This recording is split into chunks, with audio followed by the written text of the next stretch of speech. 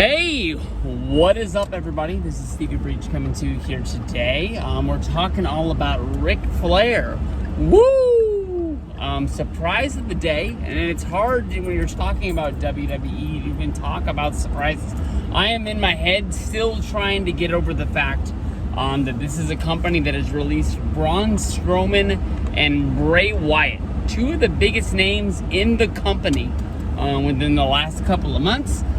Ric Flair, to me, him being released, the way I read the story is that Ric Flair came to them and actually asked for a release. I think that right now, WWE, I'm not sure if they're trying to sell, if they're just trying to make the most money that they can and just sort of look at like who is dead weight that makes a lot of money that they can release. They probably look at it as the fact that they can just sign indie wrestlers off the street and just put them in matches. I think that honestly they're thinking that WWE is a name that sells itself. They don't need big names as long as they can keep a good number of the main eventers. It doesn't really matter who's wrestling in NXT, 205 Live, just as long as they keep putting up shows and throwing them out there. To me, Ric Flair couldn't have been on a huge money deal. I'm sure that they liked having him so they could just keep pumping out merchandise, whether that's figures or t-shirts, shoes. Flair is a guy that got real hot with that rap song a couple of years ago. I'm sure that they, sell shirts, style and profiling at Hot Topic, as well as other stores at the mall. But I don't see Ric Flair as a guy that really is going to matter in day-to-day WWE. The last gimmick that he ever had, or I guess storyline, whatever it is, was that Ric Flair was Ric Flair, and he, basically was the father of Lacey Evans' baby. Now, to me, I want to know what they're going to do now when Lacey Evans comes back. If she's just basically going to look at Charlotte and be like, oh, it ended up not being your dad's. This is not your sister. Or if they're just never going to ever talk about that ever again. Very funny, but this is the second time that Ric Flair has, been the father of a child regarding a storyline with one of his offspring. He did the same thing with Stacy Keibler in WCW when she was involved with David Flair back in the day. Wild and crazy stuff, but it's believable because it's Ric Flair. Now, of course, you can think back to when Ric Flair was a free agent. Of course, he went to TNA. You can look at that and basically think that, Ric Flair and TNA did not move the needle one bit. TNA loved having Ric Flair. They hated the fact that, he would go overseas and run up bar tabs. There was one time, and actually TNA grew a pair of nuts, and, Flair was throwing a temper tantrum. They drew a line in the sand. Flair didn't get on the bus, and they drove off, and they left his ass. You can look that one up. It happened back in the day. But I think a lot of people are drawing a line basically saying that Flair will find something to do in AEW because, basically Cody has a love of all of these guys that used to work with his dad. You've seen Arn Anderson, Dean Malenko.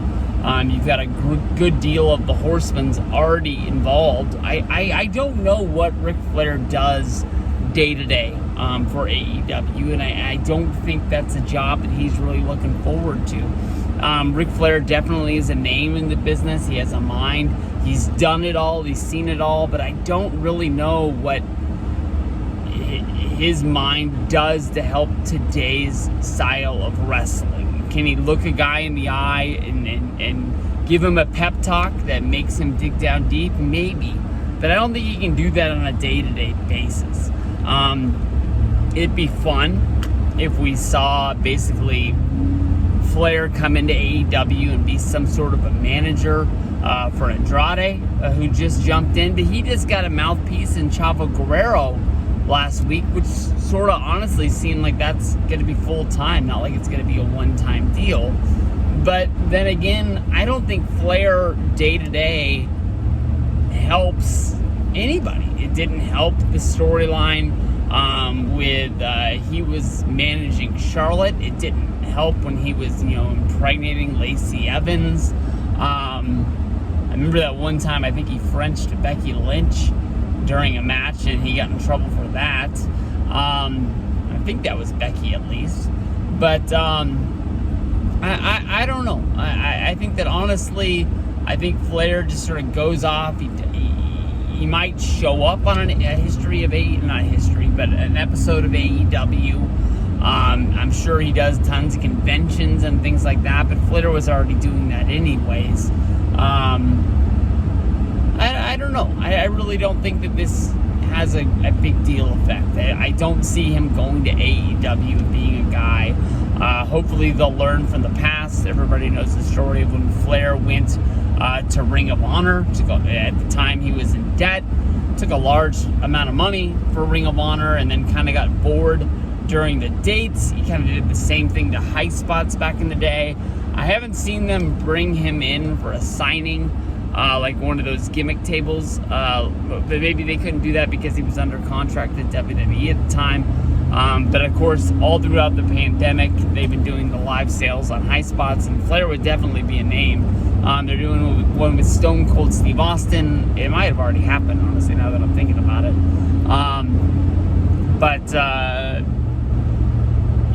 I think that High Spots, Ring of Honor definitely kind of stays their distance. They learned from Flair. They might be on better terms now, but I don't see them trusting him again.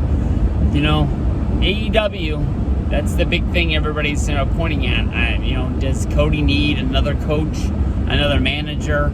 I don't think he does. I think that hopefully Flair at this point can ride off into the sunset, make his appearances for AEW kind of homecomings or whatever it was, like he was doing for Raw. But that's basically all he was doing in WWE anyways. Was showing up for Raw reunion, Raw homecoming. I don't even think they're going to miss him on the network for old shows. I think they've done almost everything they can do with WCW back in the day.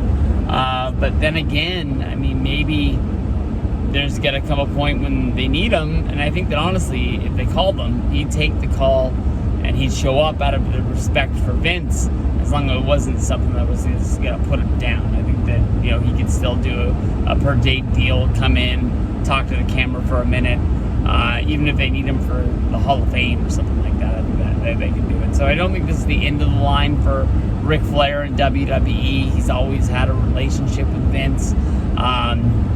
I think he just wants to do something new, and I think they want to cut costs, and they kind of think they've done everything there is to do with an AG Ric Flair.